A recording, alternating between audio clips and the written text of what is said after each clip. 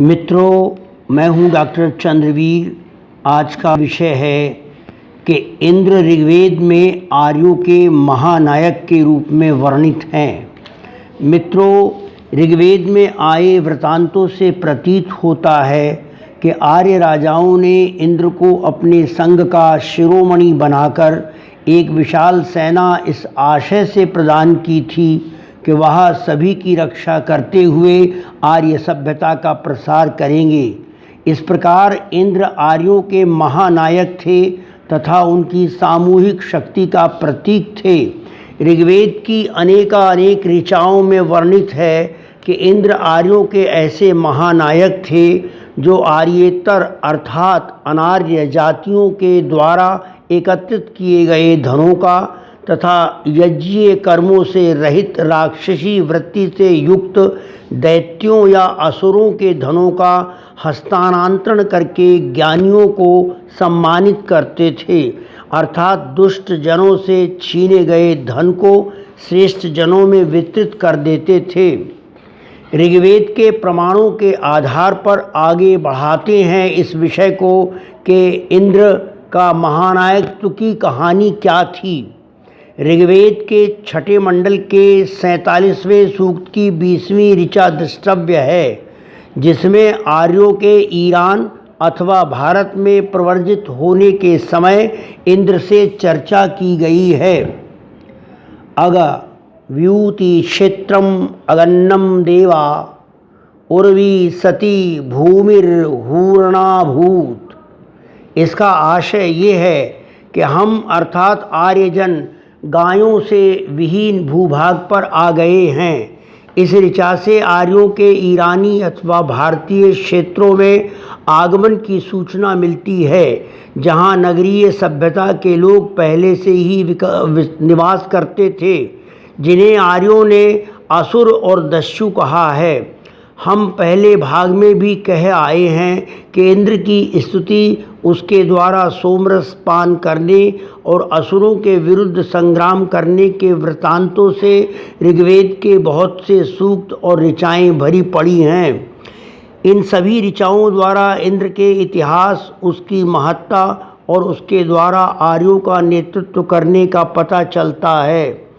ऋग्वेद के 7वें मंडल के 18वें सूक्त की कई ऋचाओं द्वारा ये कथन प्रमाणित होता है, जैसे 5वीं ऋचा द्रष्टव्य है। अर्यणासी चित्य प्रधाना सुदास इंद्रो गाधान्य कृणोत् सुपारा सरधंतम सिम्यूम उच्चतस्त नव्या शापम सिंधुनाम कृणो दशस्तिह। अर्थात राजा सुदास की प्रशस्ति से प्रसन्न होकर इंद्र ने उन्हें पुरुषणी नामक महानदी के पार कराया। पुरुषणी ऋग्वैदिक नाम है। उत्तर वैदिक काल में इसे इरावती कहा गया तथा वर्तमान में रावी नदी कहा जाता है। ये पंजाब की एक प्रसिद्ध नदी है। इसका जिक्र ऋग्वेद के 10वें मंडल के 75वें सूक्त में तथा 8वें मंडल के 74वें सूक्त में किया गया है। वैदिक इतिहासकारों का कहना है कि पुरुषणी नामक नदी पार करने के लिए आर्यों के त्रित्स गण के राजा सुदास ने नदी तट पर शंबर, गंधर्व, किरात और निषाद आदि 10 असुर राजाओं की संघीय सेना से युद्ध किया तथा इंद्र की सैनिक सहायता से विजयश्री प्राप्त की। ऋग्वेद के 7वें मंडल के 18वें सूक्त की छठी ऋचा में वर्णित है कि राजा तुर्वस यज्ञ यानी सुकर्म के द्वारा प्रगति चाहते थे तथा मत्स्यों यानी मत्स्य वंशियों की भांति धन ऐश्वर्य के लिए प्रयत्नशील थे। राजा तुर्वस के समान भृगु तथा द्रहुजन भी धन ऐश्वर्य पाने के लिए स्पर्धारत थे। इस स्पर्धा में इंद्र ने तुर्वस, भृगु और द्रहु को दरकिनार करके अपने मित्र सुदास का साथ दिया। सुदास की सहायता के लिए इंद्र ने मरुतों का सहयोग लिया। मरुतों का साथ लेकर इंद्र ने 21 वैकरणों का वध किया।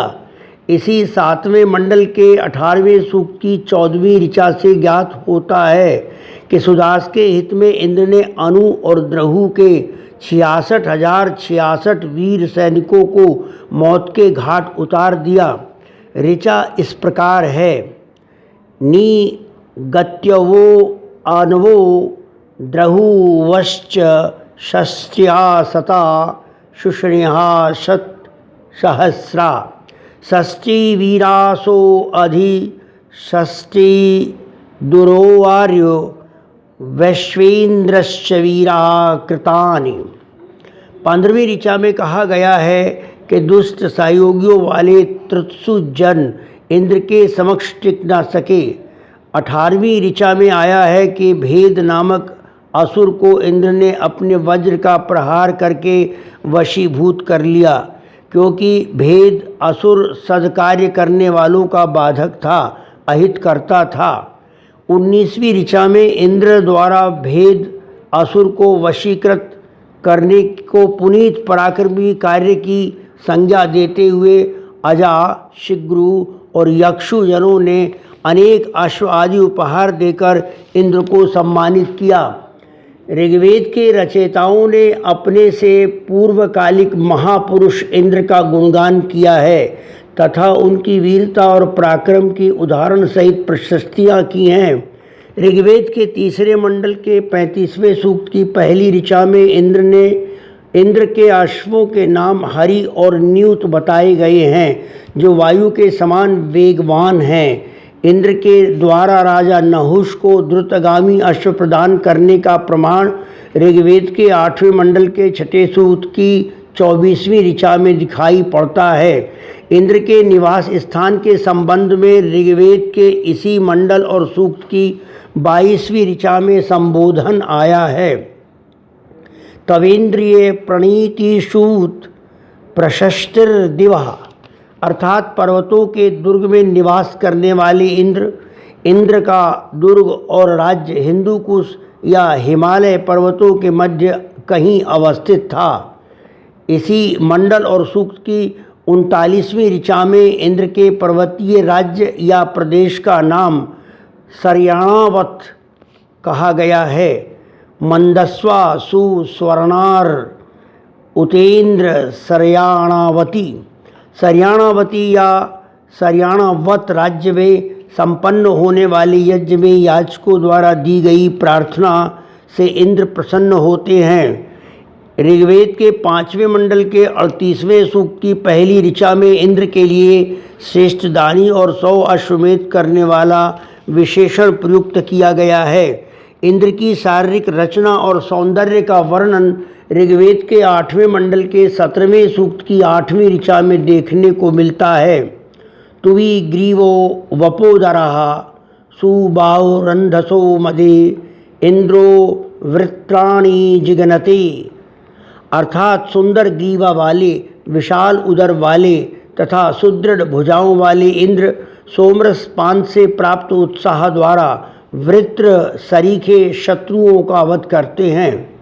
ऋग्वेद के 6ठे मंडल के 27वें सूक्त की 6ठी ऋचा में इंद्र की स्तुति इस प्रकार की गई है कि हे इंद्रदेव, यश एवं अन्न प्रदान करने के लिए आपसे युद्ध करने वाले, यज्ञ के पात्रों को नष्ट करने वाले एवं कवचधारी वर्षिक के 130 पुत्रों को नष्ट करने वाले हैं।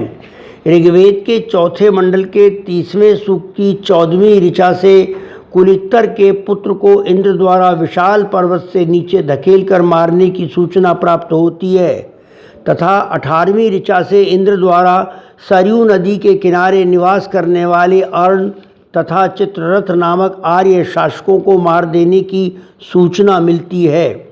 21वीं ऋचा में वर्णित है कि इंद्र द्वारा दभीति के रक्षार्थ 30,000 असुर वीरों को मौत के घाट उतार दिया गया।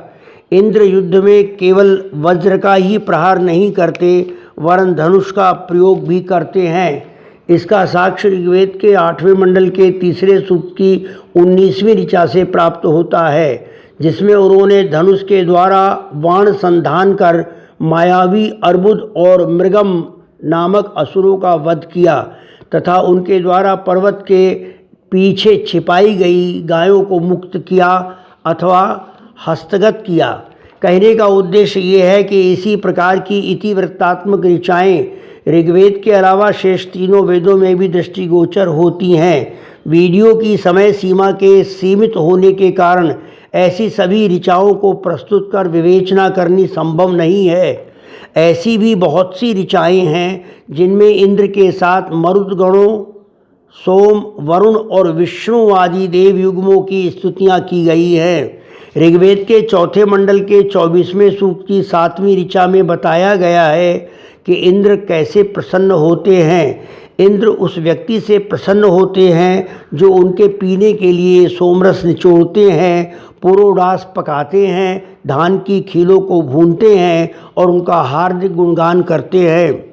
ऋग्वेद के 10वें मंडल के 27वें सूक्त की पहली ऋचा में इंद्र तथा उसके पुत्र वशुक्र के बीच संवाद स्थापित हुआ है। इंद्र अपने पुत्र वशुक्र को जरित कहकर संबोधित करते हैं। जरित जर धातु से व्युत्पन्न शब्द है जिसका अर्थ है प्रकृति की रहस्यमय तात्विक शक्तियों को साधकर उनसे लाभान्वित होना। भाष्यकारों ने जरित के 2 अर्थ किए हैं। पहला ऋषि जो अनुसंधानों के द्वारा प्रकृति के तत्वों और सत्यों का उद्घाटन करता है। दूसरा कृषक या किसान जो अपने प्रयोगों से प्राप्त अनुभवों के आधार पर पृथ्वी से अन्न उत्पन्न करता है।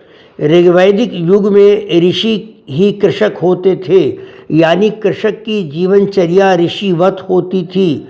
जरित, जरित्र, जरित्री कहलाने वाले आर्यों की संतानें आज भारत और दक्षिण एशिया में जट, जट्ट, जत्त, जुत्त, जाट आदि नामों से जानी जाती हैं तथा यूरोपीय भूभाग पर गेटाई, गेटे, गौत, डॉइच, जुट, डच आदि नामों से जानी जाती हैं। इंद्र द्वारा वशुक्र को जरित कहने वाली उक्त कथित ऋचा इस प्रकार है। असत्यसु में जरितः सा विवेगो यतसन्नवते यजमानाय शिक्षम अनाशीर्दा महस्मि प्रहंता सत्यधुव्रत व्रजीनाय यंत मा भुवम। अर्थात हे जरित, मैं सोमयाग के अनुष्ठान करता साधक को अभीष्ट यानी उसका मनचाहा फल प्रदान करता हूँ तथा दुष्ट दुष्कर्मियों को समूल नष्ट कर देता हूँ। इसी सूक्त की तीसरी ऋचा में इंद्र की ये बात आई है कि ऐसे व्यक्तियों को मैं नहीं जानता जिन्होंने कि मुझे देव आर्यों के विद्वेषियों का हत्यारा कहा हो। जब हिंसक शत्रुओं के साथ होने वाले संग्राम में मैं उन दुष्टों का संहार करता हूँ, उस समय सभी हमारे वीरतापूर्ण कार्यों का गुणगान करते हैं। इसी 10वें मंडल और 27वें सूक्त की 8वीं ऋचा द्रष्टव्य है। गावो यवम प्रयुक्ता अर्यो क्षंता अपश्यम सह गोपाश्चरंतः हवा इदर्यो अभिता समायेन यदासु स्वापतिश्छंदयाति। इस ऋचा में इंद्र ने अपने सेवा कर्म को अभिव्यक्त किया है कि मैं गायों की सेवा करता हूँ। अनेक गायें जब एकत्र होकर जौ आदि का भक्षण करती है तब स्वामी के समान मैं उनकी देखभाल करता हूँ। देखता हूँ कि वे गायें अपने चरवाहों के संरक्षण में घास चरती हैं तथा बुलाए जाने पर अपने पालनकर्ता के चारों ओर इकट्ठी हो जाती है। पालनकर्ता उनसे दूध का दोहन कर लेते हैं। इसी मंडल और सूक्त की 10वीं ऋचा इंद्र को दिव्यता प्रदान करती है। ऋचा इस प्रकार है। अत्रेदुमे मनससे सत्यम मुक्तम द्वीपाश्च यच चतुष्पात्सम सृजानि स्त्रिभ्योरो अन्वृषणम प्रतन्यायुद्धो अस्य विभजानि वेदः। अभिप्राय यह है कि जब इंद्र के पुत्र ऋषि वसुक्र के द्वारा अपने पिताश्री इंद्र को सन्मार्ग का प्रेरक कहा गया, तब इंद्र कहते हैं कि जो भी 2 पैरों के मनुष्य और पक्षी हैं तथा 4 पैरों के पशु हैं, मैं उनका सृजता हूँ। इस संसार में जो आतताई पुरुष अपने सैनिकों को स्त्रियों से भिड़ने या युद्ध करने के लिए प्रेरित करता है, मैं ऐसे दुष्कर्मियों का विनाश करता हूँ। उनके धन धान्य को छीनकर सज्जनों में बांट देता हूँ। अपनी शक्तियों को पहचानने वाले अधर्मियों, दुष्टों और पापियों का हनन करने वाले तथा कल्याण मार्ग के पथिकों के सेवक सहायक इंद्र की पत्नी को इंद्राणी कहा गया है, जिसे अनेक वैदिक ऋचाओं में ऋषित्व प्राप्त है। इंद्र और इंद्राणी के संयोग से उत्पन्न पुत्र वशुक्र की पत्नी का नाम इंद्रश्नुषा था। ऋग्वेद संहिता भाग 4 में वर्णित है कि इंद्रश्नुषा त्वष्टा की पुत्री थी। वह नेत्रहीन थी परंतु अतीव गुणवती थी। उसके गुणों से प्रभावित होकर इंद्र ने उसे अपनी पुत्रवधू बनाया था। ऋग्वेद से इंद्र का समग्र परिचय प्राप्त होता है। उनका राज्य पर्वतों के मध्य फैला था, जहाँ वे अपने परिवार के साथ निवास करते थे। उनकी कृषि भूमि थी, गायें थी और चरागाह थे। वे जरित थे यानी ऋषित्व प्राप्त कृषक राजन थे। उनके वीरता और आर्यत्व के कारण आर्य नरेशों ने उन्हें अपना महानायक बनाया और इंद्र की उपाधि से विभूषित किया। वे ऋग्वैदिक आर्यों के ऐतिहासिक पुरुष थे, जिनकी गणना परवर्ती युग यानी वैदिक और उत्तर वैदिक काल में देवों के देव के रूप में की गई है। चूँकि उन्होंने आर्यों के खेतों की सिंचाई के लिए असुरों द्वारा रोके गए जल प्रवाहों को मुक्त किया था, यज्ञों के द्वारा वर्षा कराई थी, अतः उन्हें वर्षा का देवता के रूप में सम्मान दिया गया। महाभारत के युद्ध के पश्चात इंद्र के महात्म्य का लोप इसलिए होने लगा क्योंकि आर्यों ने आर्येतर जातियों के धार्मिक विश्वासों, पूजा पद्धतियों और सांस्कारिक स्वरूपों को अपनाना शुरू कर दिया था, जिसके परिणाम स्वरूप सैंधव धर्म का उदय हुआ। सैंधव धर्म अपनाने वाले सिंधु कहलाने लगे, जिन्हें अरब के लोगों ने हिंदू कहा। अगर इस संबंध में कोई प्रश्न पैदा हो तो कमेंट्स के द्वारा पूछ सकते हैं। ये वीडियो यदि अच्छा लगे तो लाइक करें, सब्सक्राइब करें और शेयर करें। धन्यवाद। नमस्ते।